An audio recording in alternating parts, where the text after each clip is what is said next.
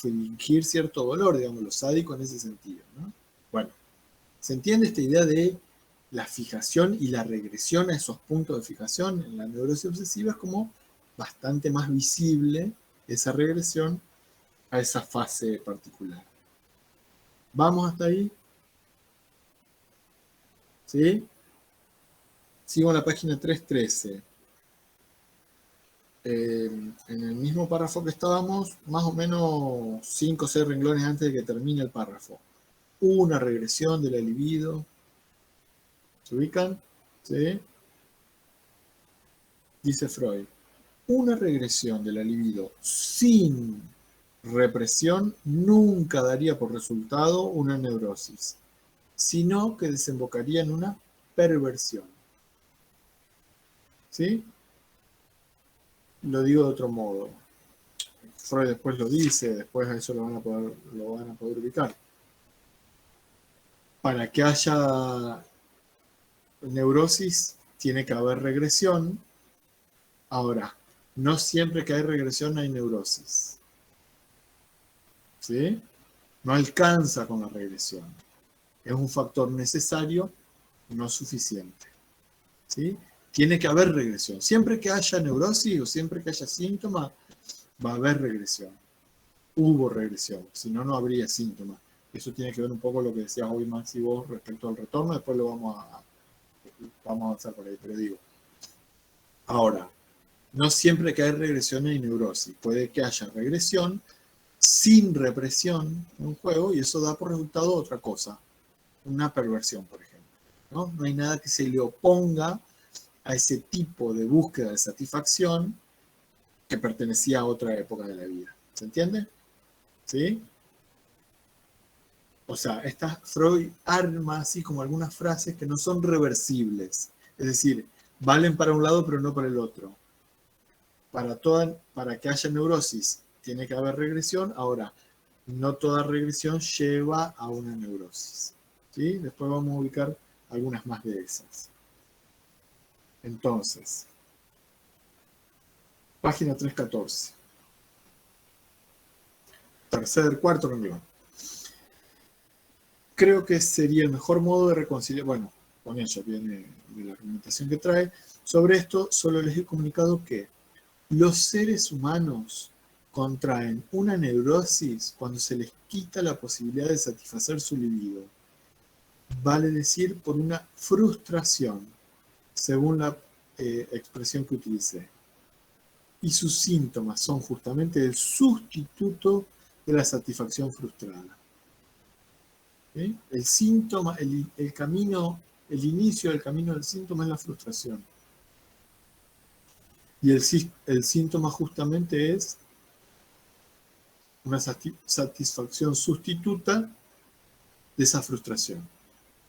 ¿Sí? O de esa libido que se vio frustrada. Desde luego, esto no quiere decir que toda frustración de la satisfacción libidinosa provoque una neurosis en quien la sufre, sino meramente que el factor de la frustración se registra en todos los casos de neurosis investigados. De vuelta, siempre que hay neurosis hubo frustración, no siempre que hay frustración hay neurosis. Puede haber otras alternativas cuando se presenta la frustración que no sean el camino de la formación de síntomas. ¿Sí? Hoy, profe, en el desarrollo que tuvimos que estudiar, en el texto de formación de neurosis decía que la frustración es la que activa los síntomas preexistentes que dan pie a la neurosis, pero que no siempre es la frustración la que genera la neurosis solamente, sino que ponen vigentes a los síntomas preexistentes, digamos. Está bien, ahí a lo mejor, sí. Por eso te iba a preguntar de qué año era esta conferencia. 16-17, 1916-17. Por ahí, no sé de qué texto en particular. No, es anterior. Claro. Sí, a ver. Pero acá también va a abordar algo de eso, esta idea de vincular la neurosis adulta con la neurosis infantil. Eso también lo va a hacer. Ahora, está bien eso, hay algo que vuelve como a ponerse en vigencia. tiene que ver con esta regresión a esos puntos de fijación. Ahora vamos a seguir rastreándolo. Ahora, sí, yo lo que quiero señalar, que me parece que es esto lo que está marcando Freud, que me parece que al menos, o me pareció eso, que cuando vos lo transmitís como lo transmitís, que toda frustración da por resultado una neurosis, y no toda frustración da por resultado una neurosis. Eso tiene que quedar claro, ¿sí? O sea, siempre que hay una neurosis hubo frustración, ahora, no siempre que hay frustración hay neurosis. ¿Por qué? Y porque, por ejemplo, se puede sublimar, digamos, ¿no? Puede haber otro camino que permita otro tipo de satisfacción, o ahora, como vamos a ver, la plasticidad de la libido puede hacer que se encuentre otro modo de satisfacción que resarza de esa frustración, ¿sí?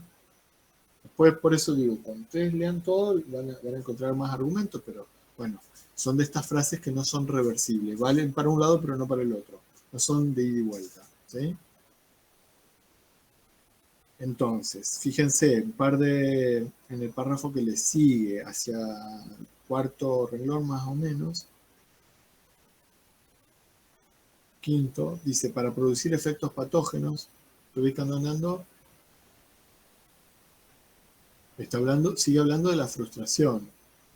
2, 4, sí, 5 renglones más o menos el párrafo que sigue. Dice, respecto de la frustración, para producir efectos patógenos, tiene que recaer sobre la forma de satisfacción que la persona quiere con exclusividad, la única de la que ella es capaz. Es decir, para que la frustración sea patógena, tiene que recaer sobre ese único modo de satisfacción posible que tiene la persona, ¿no? Cuanto más fijeza hay, menos chance hay de zafar de la neurosis.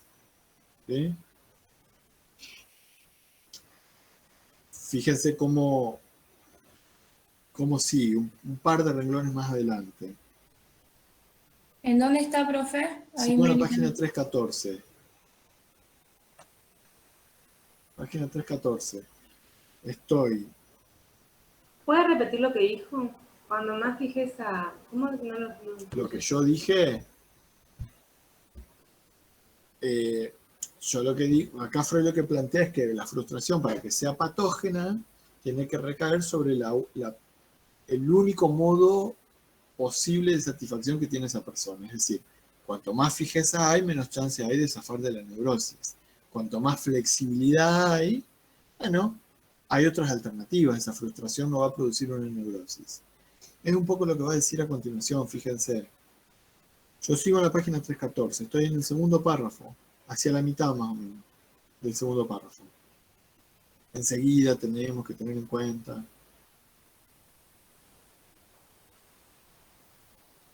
¿Se ubican?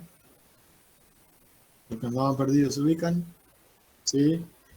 Dice, tenemos que tener en cuenta que justamente las mociones pulsionales de carácter sexual son extraordinariamente plásticas. Plásticas, si así puedo decir. Pueden reemplazarse unas a otras. Una puede tomar sobre sí la intensidad de las otras. Cuando la satisfacción de una es frustrada por la realidad, la de otra puede ofrecer un resarcimiento pleno. Se comportan entre sí como vasos comunicantes. Un poquito más adelante, un par de renglones después, dice, tienen capacidad para mudar su objeto, permutarlo por otro y por ende también por uno más asequible, más accesible, ¿no?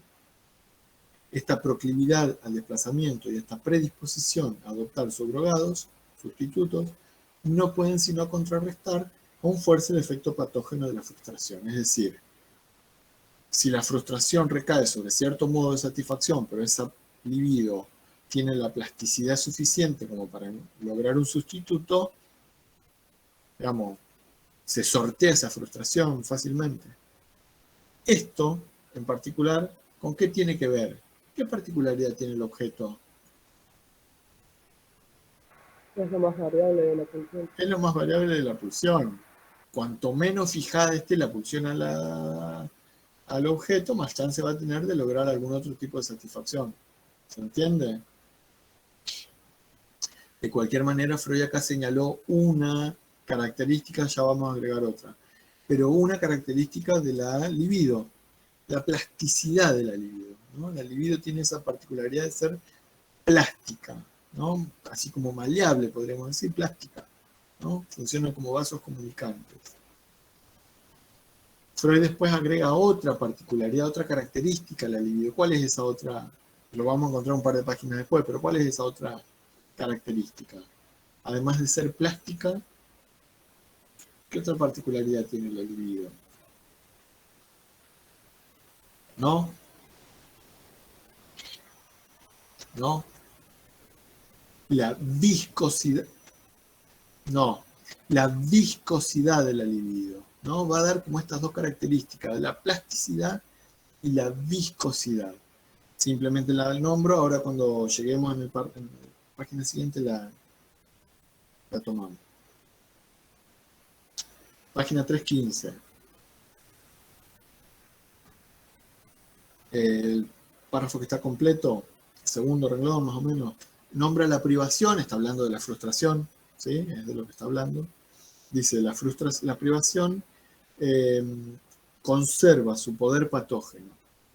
¿Se ubican?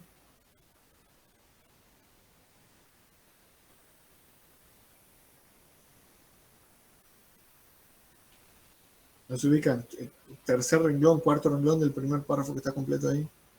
Conserva su poder patógeno. Las medidas tomadas para contrarrestarla. Sí, 315.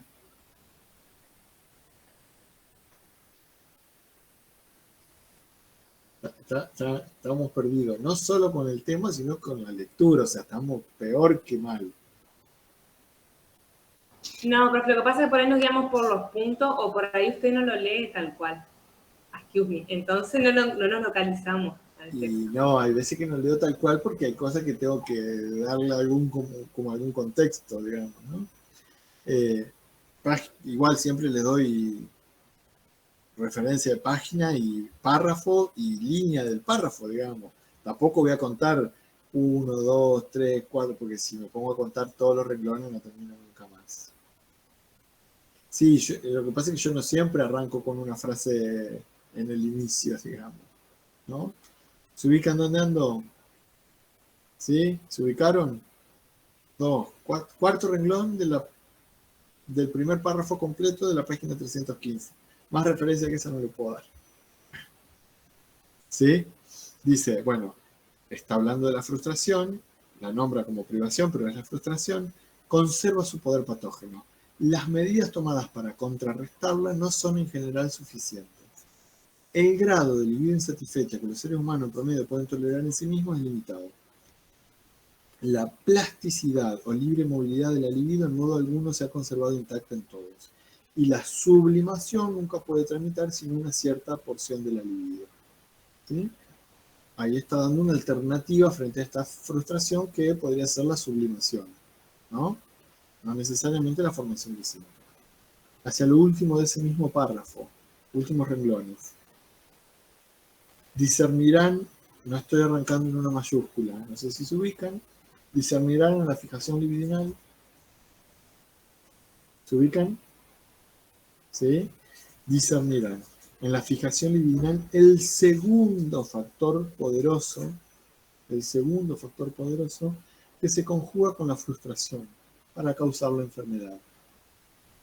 De manera esquemática pueden formularlo así. En la etiología de las neurosis, la fijación libidinal es el factor interno, predisponente, y la frustración es el factor externo, accidental. ¿Sí? Paso en limpio. Ubicamos dos factores. Frustración como factor externo y la fijación como factor interno o predisponente, dice Freud. ¿Sí? Está faltando algo más. Ya vamos. Fijación o estancamiento es lo mismo.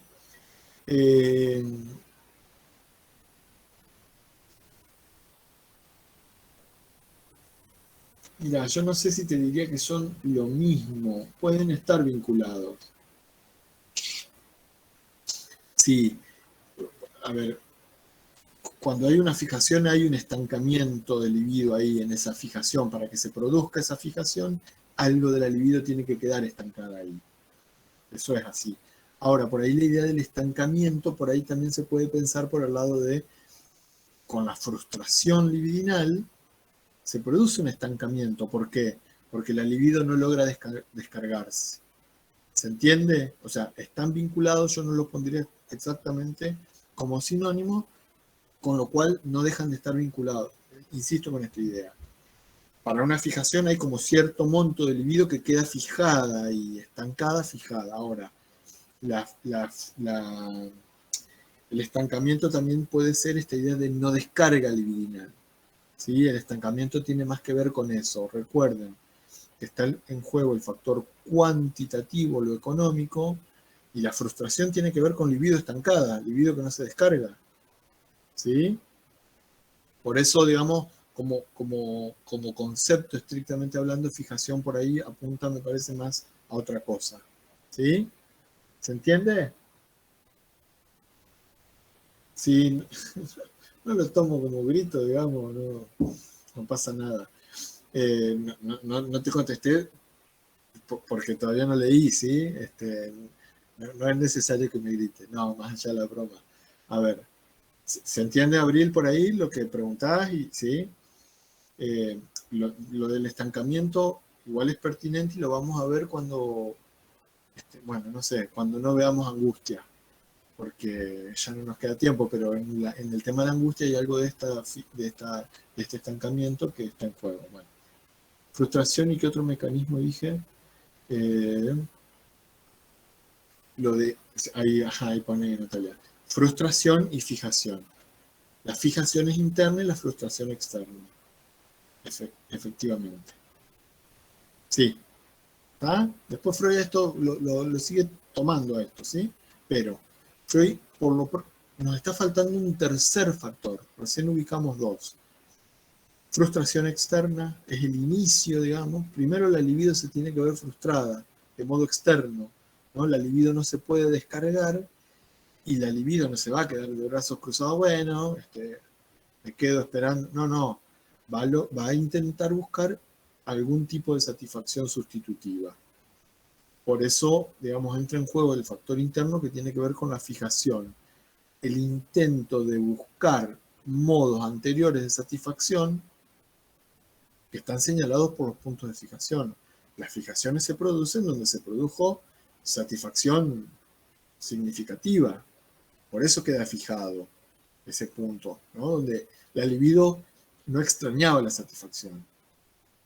¿Se entiende eso? ¿Sí? Insisto, nos está faltando agregar un tercer factor, ya lo vamos a encontrar, ya llegamos ahí.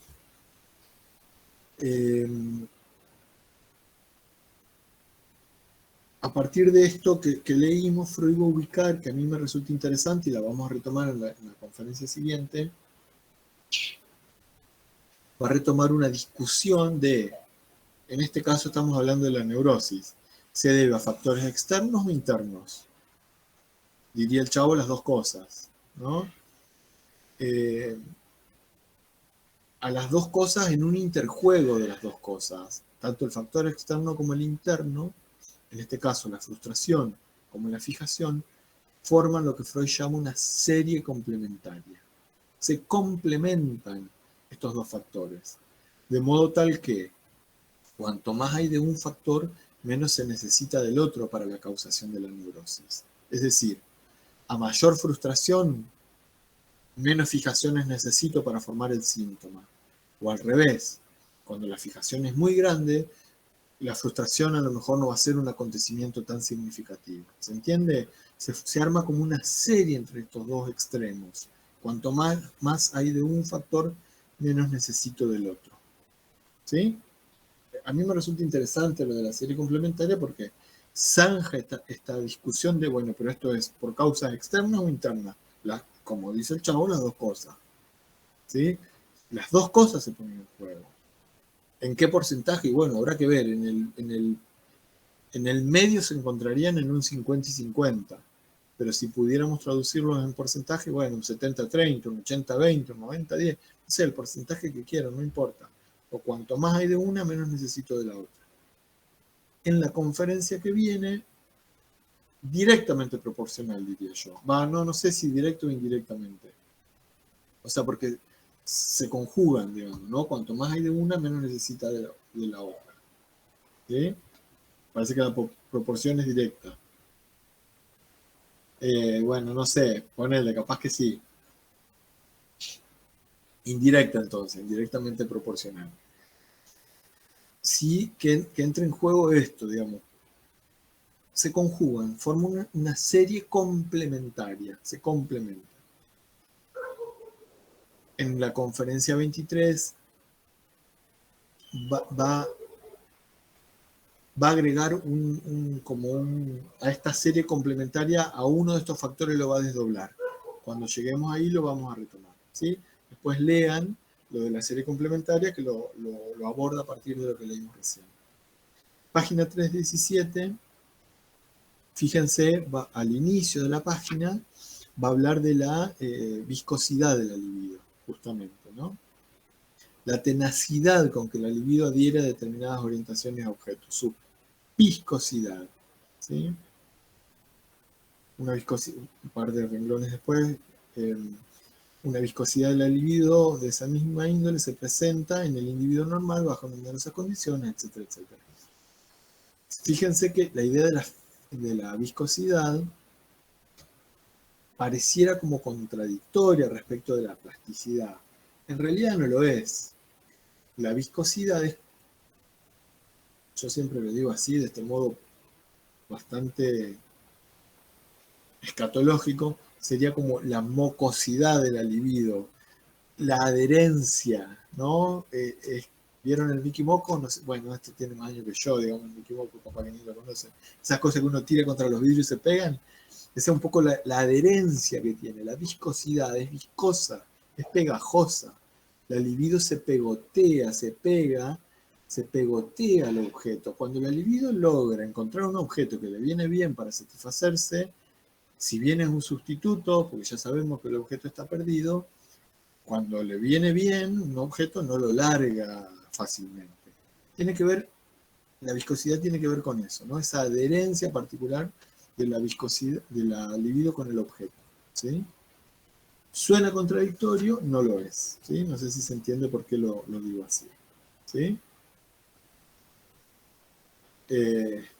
Reciclar metáfora. ¿Por qué? Voy a decir porque repito y claro, lo que pasa es que, como dice Mirta Legrand, el público se renueva, los estudiantes se renuevan, digamos, ¿no? Sí, yo siempre digo la misma pavada, lo que pasa es que los que transitan una sola vez me escuchan una sola vez. El resto, y bueno, me tienen que volver a fumar. Sí, bueno, página 318. Habíamos ubicado dos factores para la causación de las neurosis, ¿verdad? Dijimos. ¿Cuáles dijimos? Hace 2 renglones dijimos. La libido de la frustración. Sí, no sé si llegué a escuchar. Frustración escuché, fijación y frustración. Si fuese en orden, frustración y fijación. ¿Verdad? Vamos a agregar un tercer factor, que si no está este factor no hay neurosis posible. ¿Sí? Página 318, después del renglón en blanco, como a la mitad más o menos del párrafo. ¿Sí? En tales personas hallamos por regla general, ¿sí?, los indicios de una lucha entre emociones de deseo, como solemos decir, de un conflicto psíquico. Un fragmento de la personalidad sustenta ciertos deseos, otro se revuelve y se defiende contra ellos. Sin un conflicto de esa clase no hay neurosis. Sin un conflicto de esa clase no hay neurosis. Un par de renglones después. Tiene que cumplirse condiciones particulares para que uno de esos conflictos se vuelva patógenos. Ahora sigo leyendo. Lo del conflicto no es nuevo para nosotros. Para que haya neurosis tiene que haber conflicto. ¿Se acuerdan? Esta serie la establecimos hace un montón. Dijimos, cuando veíamos recuerdos encubridores. Conflicto. Conflicto, represión, sustitución con formación de compromiso. La formación de compromiso es el resultado del conflicto luego de que opera la represión. En este caso, el síntoma es la formación de compromiso que viene a resolver este conflicto. Ahí es donde vemos el retorno de lo reprimido que traía hoy Maxi. ¿Sí? Si no hay conflicto, no hay síntoma, porque el síntoma es una formación de compromiso, es el resultado luego de que la represión actúa. ¿Se entiende eso? Es fundamental. Con frustración es necesario, pero no alcanza. Con fijación es necesaria, pero no alcanza. Si no está en juego el conflicto, no va a haber neurosis. Los otros factores también tienen que estar, pero este es fundamental. Los otros también, insisto, porque es lo que pone como en cadena, empieza el inicio de ese recorrido. Pero la inclinación al conflicto es fundamental. ¿Sí? ¿Por qué? Porque es donde tenemos en cuenta, digamos, la idea de la represión. ¿Sí? ¿Se ubica eso? ¿Sí? Yo ahora voy a seguir leyendo, pero nosotros ya tenemos algunos elementos para pensarlo.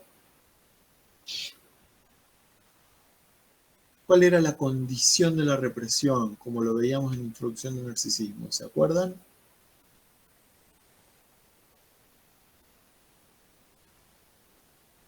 Freud lo dice así, la pregunta es casi textual, digamos, ¿no? Pero la condición de la... Claro, algo así sería en la secuencia. Tiene que haber frustración, fijación y conflicto psíquico, inclinación al conflicto, para que se dé el síntoma neurótico, ¿sí? Son los tres factores que Freud ubica como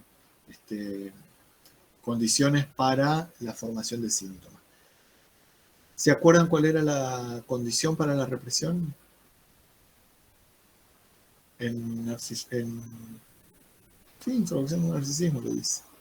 ¿Qué tenía que darse para que se lleve a cabo la represión? ¿Cuál es la condición de la represión?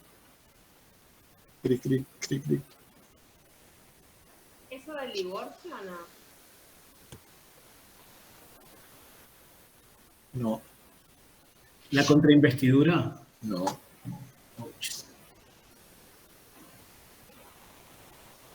¿Por qué el yo reprime?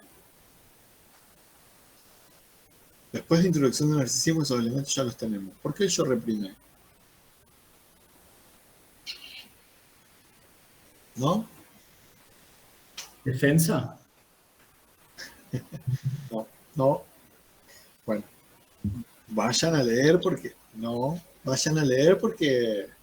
A ver, pero ¿por qué se genera el conflicto? Por el ideal del yo. Puede ser. La condición de la represión es la formación del ideal. Sin ideal no hay ni conflicto ni represión. ¿Por qué? A ver, si nosotros establecimos esta frecuencia, o esta secuencia, mejor dicho, frustración, ¿no? Fijación. Es decir, hay una frustración, la libido quiere buscar un modo de satisfacerse y lo va a intentar buscar en los puntos de fijación. Tiene que haber algo que le impida llevar a cabo estos modos de satisfacción, porque las fijaciones se produjeron ¿en qué periodo? ¿Con qué sexualidad? ¿Con la sexualidad de qué periodo? Lo digo. Infantil. Infantil. Con lo edípica, infantil, con lo cual lo que estaba permitido en aquel momento, ahora de ninguna manera. Si hay un ideal, le va a decir al yo, no, por acá no, de esta manera no te está permitido. Eso, que en aquel momento era satisfactorio, estaba permitido, que tenía que ver con la sexualidad infantil, bien, en aquel momento bien, ahora no. Hay un ideal que mi ideal yo y le dice de ninguna manera. ¿Se entiende? Por eso se genera el conflicto. Hay un veto, Freud va a decir acá, hay un veto, ¿sí? Que le dice al yo que no puede seguir, no puede llevar a cabo ese tipo de satisfacción. ¿Sí? Por eso, para que haya neurosis, tiene que estar el conflicto. Porque si no está esa prohibición, se lleva a cabo un modo de satisfacción que, digamos, no hay nada que lo prohíba. Una perversión, un infantilismo, va a decir Freud. ¿Se entiende? ¿Sí? Leemos a ver cómo lo dice Freud. Ya, bueno, leemos a ver cómo lo dice Freud. Sigo en el párrafo donde estábamos, digamos, 3.18. Ejemplo de ese, ¿no? Es cuando el niño toca sus genitales en público. Sí, por ejemplo, eso tiene que ver con cómo se va a ir conformando ese ideal, ¿no? Que esas prohibiciones al principio van a venir de afuera, etcétera, etcétera, ¿no? El ideal, recuerden, estamos todavía en el marco de la primera tópica. Es lo que más adelante será el super yo. Ahora es ideal del yo. ¿Sí? Pero, a ver, ese tipo de satisfacciones, lo decíamos recién, si se produce una regresión a los puntos de fijación, regresión. En aquel momento estaba permitido, ahora no. Cuando era bebé, sí, yo me podía chupar el dedo y estaba todo bien. Si yo me chupo el dedo ahora, qué sé yo. Es una... Lo estoy poniendo sencillo, digamos, pero digamos, bueno, va a ser una práctica que no va a estar permitida, ¿sí? Tenemos que pensarlo con los ejemplos de lo que tenemos acá, pero ¿se entiende eso? O sea, la fijación da cuenta de una regresión, esos puntos de fijación, y si es regresión es volver a estadios anteriores que ahora no están permitidos. ¿Por qué? Porque el yo se desarrolló y tiene un ideal con el cual se mide. ¿Sí? Después esto lo vamos a retomar, porque ya nos estamos quedando sin tiempo y, bueno, tendremos que retomar algunas cosas. Quiero terminar al menos con esta conferencia. Ya estamos. Entonces, página 318. El último párrafo de la página. Espero poder dar la respuesta, etcétera, donde dice el conflicto es engendrado por la frustración. ¿Sí? Ahí retomo un poco la secuencia. El conflicto es engendrado por la frustración. La frustración, hace que la libido pierda su satisfacción y se vea obligada a buscar otros objetos y caminos. Aquel tiene por condición que estos otros caminos y objetos despierten enojo. El conflicto tiene por condición que esos caminos u objetos, por ejemplo, objetos incestuosos o fases ya abandonadas, despierten enojo en una parte de la personalidad. Podríamos ubicar ahí el ideal del yo. De modo que se produzca un veto, una prohibición, ¿no? Un rechazo, que en principio imposibilite la nueva modalidad de satisfacción. Desde aquí parte el camino hacia la formación de síntomas, por el cual después nos internaremos. Conferencia que viene, los caminos de la formación de síntomas. No obstante, las aspiraciones libidinosas rechazadas logran imponerse dando ciertos rodeos, no sin verse obligados a sortear el veto, la prohibición, a través de ciertas desfiguraciones y atemperamientos. Condensación, desplazamiento, ya lo sabemos. Los rodeos son los caminos de la formación de síntomas. Los síntomas son la satisfacción nueva o sustitutiva que se hizo necesaria por la frustración. ¿Sí? Sigo en la página siguiente.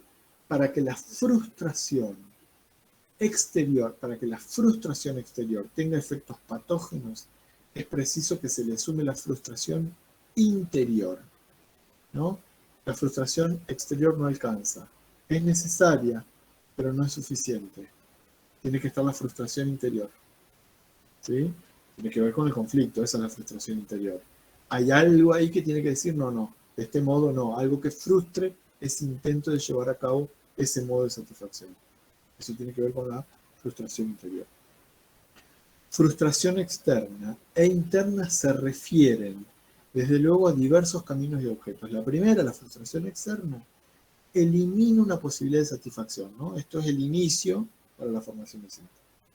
Y la segunda, es decir, la frustración interna, querría excluir otra en torno de la cual estalla después el conflicto, ¿no? Por eso frustración interna.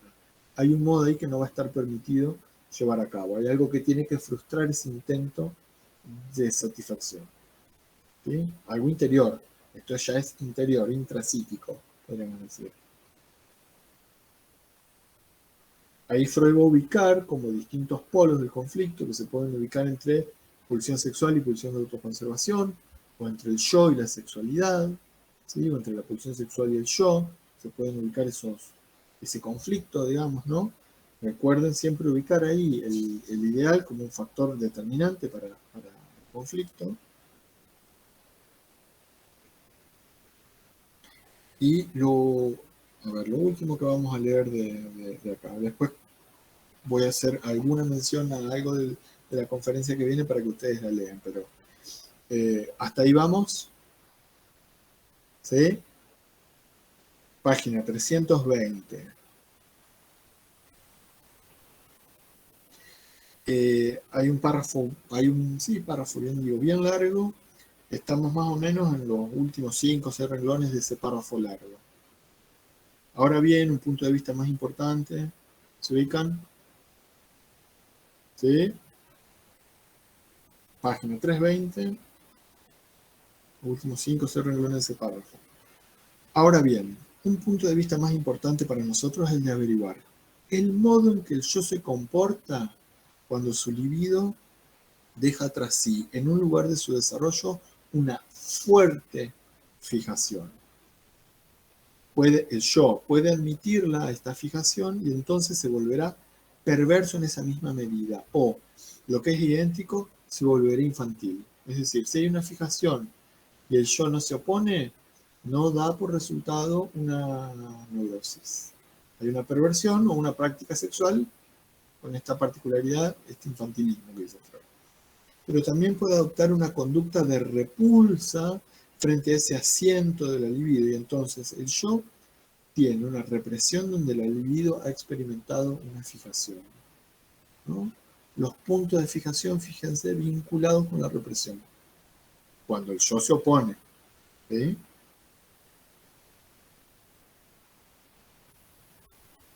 Leo lo último y después dos breves comentarios. Sigo ahí. Por este camino averiguamos que el tercer factor de la etiología de las neurosis, la inclinación al conflicto, depende tanto del desarrollo del yo como del de la libido. Así, esto de la fijación y la oposición del yo a esa fijación. Así se ha completado nuestra intelección de la causación de las neurosis. Primero tenemos su condición más general, la frustración. Después, la fijación de la libido, que la empuja en determinadas direcciones, ¿no? El intento de la regresión a esos puntos de fijación.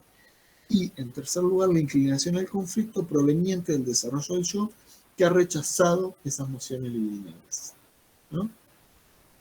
Ese veto, esa prohibición a querer llevar a cabo ese modo de satisfacción, ¿sí? Bueno, ahí ya nos dijo los 3 factores. Vamos hasta ahí. Se siguió hasta ahí. ¿Sí?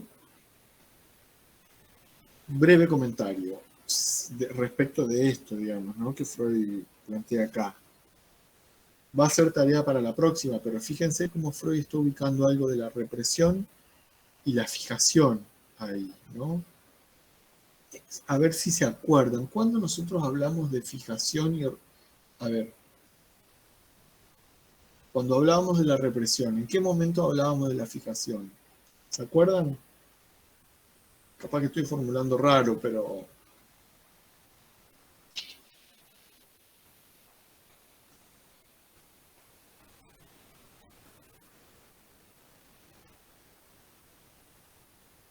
¿No? No, lo digo yo, así no nos demoramos más. Simplemente lo dejo señalado. Cuando Freud ubicaba el primer tiempo de la represión, decía que recaía sobre la agencia representante de la pulsión, a la cual se le denegaba el acceso a la conciencia, y a partir de ahí quedaba fijamente unida a ese representante. Fijamente unida, fijación. ¿Sí? A ver, ¿qué estoy queriendo anticipar con esto? nos queda una tarea que es ubicar los tiempos de la represión en la formación del síntoma. ¿Sí? Porque no lo hemos hecho todavía. ¿Sí? Así que, tarea para la próxima. Entonces, la clase que viene, ya está, nos queda corta la clase. Clase que viene vamos a avanzar. Vamos a terminar conferencia 23 y vamos a avanzar con conferencia 31. ¿Sí? Lean todo, pero le doy como les voy a hacer una pregunta que ustedes tienen que rastrear para leer en la conferencia 23. La conferencia 23 es los caminos de la formación de síntomas. Esta pregunta es ahora. ¿Quién camina? ¿Quién realiza ese camino? La pulsión. Yes. ¿Cómo? No iba a decir lo mismo. La pulsión sexual, la libido. En particular es la libido. La libido es la que hace ese recorrido. El camino de la formación de síntomas lo hace la libido, que es la que se ve frustrada, etcétera, etcétera. Todo lo que vimos recién. Ahora, la pregunta es, Freud acá armó estos requisitos que se tienen que dar, ¿no? Para que se forme el síntoma. Vimos frustración, fijación, inclinación al conflicto, etcétera, etcétera. A todo eso Freud le va a agregar un eslabón más que nos está faltando. Ese eslabón es la fantasía. Entonces, hecho en pregunta es, ¿qué función cumple la fantasía en la formación de síntomas? Es clave que ustedes puedan ubicar cuál es el papel que cumple la fantasía en la formación de síntomas. Es lo que va a permitir entender o seguir a la libido en ese camino. En todo esto que Freud dijo, que está bien lo que él dijo, le está faltando un agregado que tiene que ver con eso. Rastreen eso, está... Pregunta de final, dice Mariela. Bueno, lo dejo a su criterio. A lo que voy es que hacia el final del texto Freud va a ubicar cuál es ese papel de la fantasía que es fundamental y que va a estar vinculado, entre otras cosas, que también es un factor fundamental para tener en cuenta, el factor económico. ¿Sí? Lo vamos a retomar la clase que viene, pero yo lo que estoy pretendiendo con esto es que ustedes tengan al menos un eje para acceder a esa lectura que es fundamental. ¿Sí? ¿Quedó clara? ¿Quedó clara la...? Perfecto. Bien. Queda clara la pregunta para que ustedes a eso lo rastreen. Y vinculado con eso, simplemente porque muchas veces terminan como no entendiendo o perdiéndose por qué aparece así, Freud, antes de hablar de eso, va a hablar de las fantasías originarias, ¿sí? ¿Cuáles son? ¿Qué papel juegan? ¿Por qué Freud se detiene en eso? Justamente porque lo que está trazando es ese recorrido para ubicar qué papel cumple la fantasía en general en la formación de síntomas. Pero hace ese recorrido primero ubicando la fantasía originarias, etcétera, etcétera. Y identifique lo de lo económico cuando habla de la naturaleza cuantitativa. Perfecto. Lo económico es fundamental porque el conflicto, para que el conflicto se establezca, no está por fuera el factor económico. Es decir, el factor económico tiene que estar en juego para que el conflicto se presente el conflicto, se dé el conflicto. Lo vamos a agregar, ese eslabón que nos está faltando, lo vamos a agregar la clase que viene.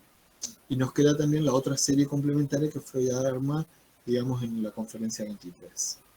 ¿Sí? Entonces, bueno, conferencia 23, clase que viene, y conferencia 31.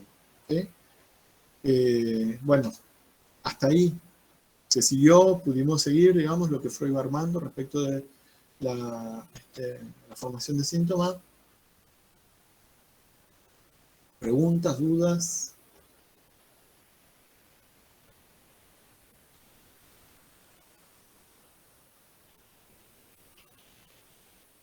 Bueno, como siempre les digo, lean. Retomamos clase que viene y bueno, creo que les dije hoy al inicio, también daremos lugar, si es que nos alcanza el tiempo, o bueno, algún tiempito le daremos para preguntas que tengan respecto de lo que vienen estudiando para el parcial. Así que, bueno, nos encontramos martes próximo. Adiós. Chao, profe. De nada, adiós. Chau, chau.